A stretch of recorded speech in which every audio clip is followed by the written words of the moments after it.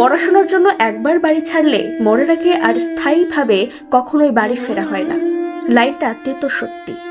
সমাজবিজ্ঞান এবং সমাজকর্মে এটার সুন্দর ব্যাখ্যা পড়ানো হয়। পারিবারিক জীবনের 7টি ধাপ রয়েছে। ছেলে মেয়েদের ঘর ছাড়ার ব্যাপারটা ঘটতে শুরু করে 6ষ্ঠ ধাপে। এটাকে বলে লঞ্চিং ফ্যামিলি। সাধারণত ছেলেমেয়েরা মাধ্যমিক পাশ করেই অ্যাডমিশন টেস্ট, জব টেস্টের পাঠ চুকিয়ে বাইরে সেটেল হয়। পরিণত বয়সে পরিবারের ছেড়ে বাইরে চলে যাওয়ার ব্যাপারটা ঘটতে শুরু করে 7ম স্টেজে। এটাকে বলে ইমটিনেস ফ্যামিলি। পরিবার ছেড়ে যাওয়ার ব্যাপারটা রিয়েলাইজ করা যায় লম্বা কোনো ছুটিতে বাসায় আসার পর। আপনার ব্যবহৃত রুমটা আছে, টেবিল, চেয়ার সবকিছুতেই আপনার স্মৃতি লেপ্টে আছে। ডাইনিং টেবিলের চেয়ারটাও বারবার মনে করিয়ে দিবে আপনি এই পরিবারের স্থায়ী কেউ। অথচ আপনি ফিল করবেন আপনি এখন এই পরিবারের অতিথি।